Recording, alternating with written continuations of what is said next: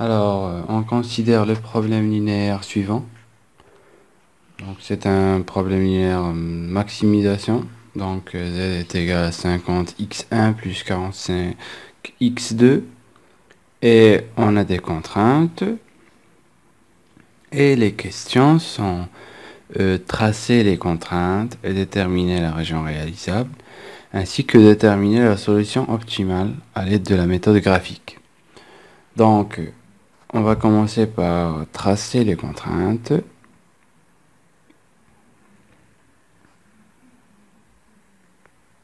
Voilà. Donc, 8 puis 150 divisé par 10, c'est 15. Donc, échelle de 5, ça serait favorable. Voilà. Échelle de 5, ça serait favorable. Jusqu'à 15. Donc, 5, 10, 15. Il y a aussi 5, 10 et 15. Bien sûr, les x1 ici. Et ici, les x2.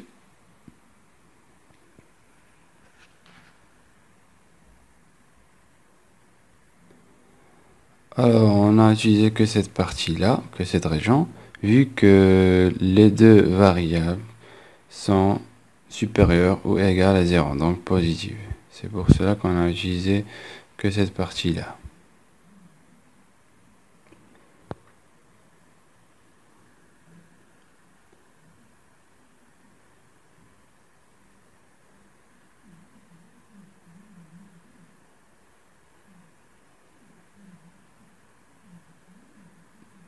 Donc, on va commencer par tracer les contraintes. Bien sûr, pour chaque contrainte, on doit avoir 2 points afin de la tracer. Et on va commencer par la première. Donc, on doit utiliser les euros. Voilà. Donc, si x1 est égal à 0, donc 60 divisé par 5, c'est 12. Et si 60 divisé par 6, c'est 10. Donc, la contrainte, elle passe par les points 10, 0 et 0, 12. Donc voilà, on dessine la première contrainte. Et on écrit delta 1, la première contrainte. Voilà. On passe maintenant à la deuxième contrainte. Et on fait de même. Donc, 2 points. Favorablement utiliser le 0. Parce que c'est plus facile. Donc, 0, 0. Alors, si x2 est à 0, donc 15 divisé par, voilà, 7,5. Et pour l'autre, donc 150 divisé par 10, c'est 15. Donc, elle passe par les deux points 0, 7,5 et 15, 0. On a les deux points, donc maintenant on peut dessiner la contrainte. Voilà, delta 2. On va la nommer delta 2.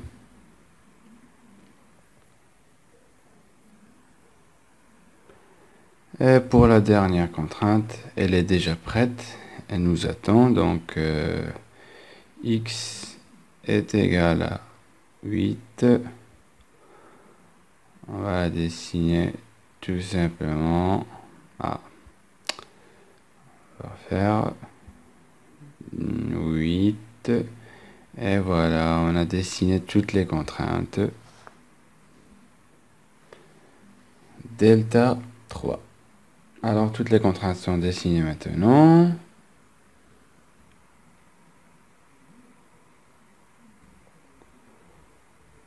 Donc, cette région ne fait pas partie de la région réalisable. La partie en gris ne pas dans la région réalisable. Voici la région réalisable. On va changer de couleur. On va rechanger de couleur. On va rechanger de couleur. Ah, ça va bien. Donc voilà.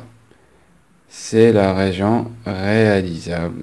Donc la solution doit être dans cette région-là. Donc voilà.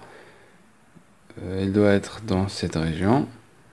Donc on a répondu à la première question, donc les contraintes et la région réalisable.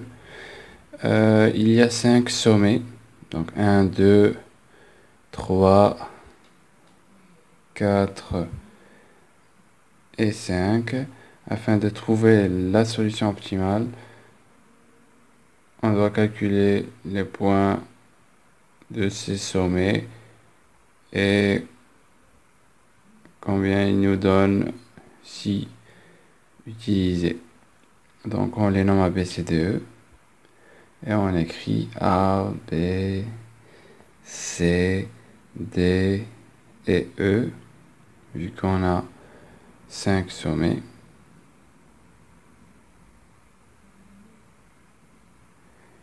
Et on va déterminer les points de ces sommets. Et quand on va les déterminer, on va utiliser ces x1 et x2 dans notre fonction objectif afin de connaître le maximum. Donc le point A c'est 0, 0. Et bien sûr, on ne l'utilisera jamais vu que notre but c'est la maximisation. Et donc 0, 0 ne pourrait jamais être une solution optimale. Pour B, c'est 0,7,5. Pour E, c'est 8,0. Pour les deux autres, alors notre graphe ici n'est pas exact. Et c'est très difficile de connaître comment, ou bien les points exacts, les X et les Y, ou bien les X2, X1, X2. Donc on va utiliser un petit site web où on peut dessiner nos contraintes et ainsi avoir les points exacts. Donc on devrait avoir cette forme-là.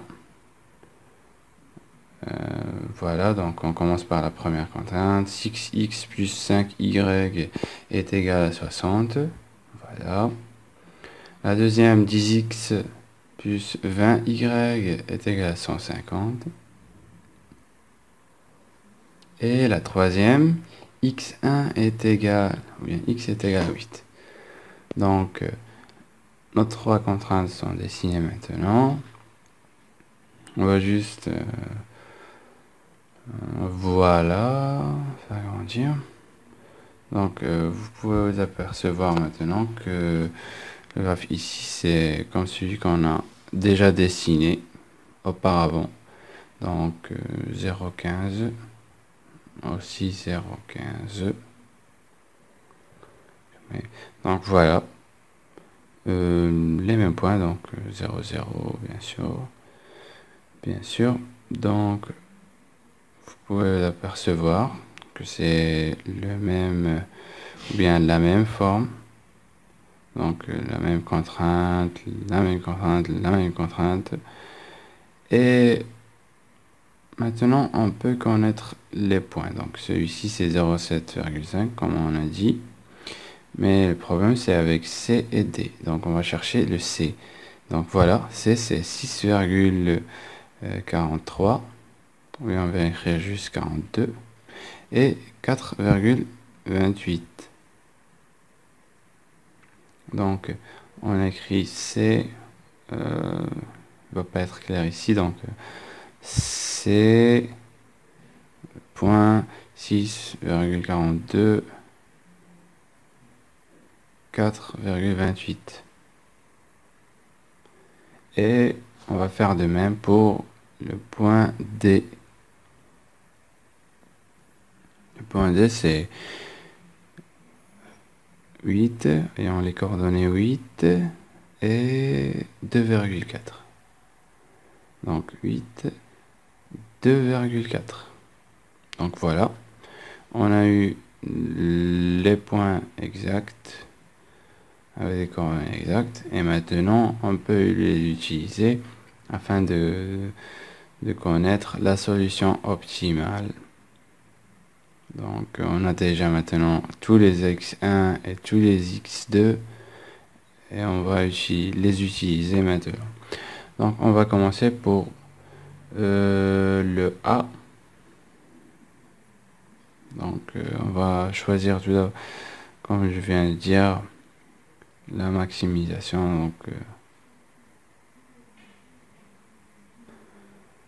Donc on va commencer par le A. Donc bien sûr 0, on aura besoin d'une calculatrice, bien sûr. Calculadora X, voilà. Donc on va pas utiliser pour le A.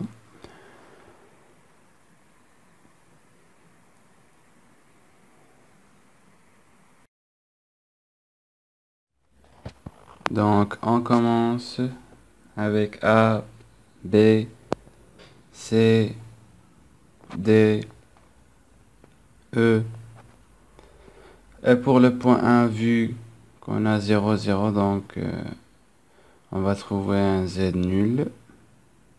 Donc Z est égal à 0. On va faire de même pour B. Donc pour B, les points 0, 7,5, on va calculer comme pour tous les points. Donc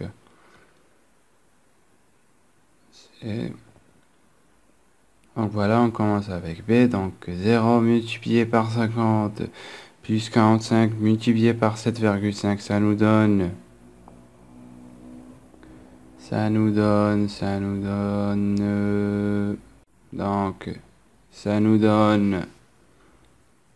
337,5. Pour le point C, alors 6,42 43 multiplié par 50 plus 45 multiplié par 4,28, ça nous donne 513,6. Donc vous pouvez trouver 513, 515, ça dépend de la virgule. Pour le point D, donc 50 multiplié par 8 plus 45 multiplié par 2,4, ça nous donne 508. Et finalement, pour le point E, donc 8 multiplié par 50, ça nous donne 400. Donc voilà. Et donc, le point C ayant un Z égal à 513,6 et le Z le plus grand, donc c'est la solution optimale. Donc voilà, on a trouvé la solution optimale. On écrit la solution optimale et on reprend les coordonnées du point C et qui sont 6,42, 4,28. Donc un X optimal X1. Donc X1 6,42 et X2 4,28.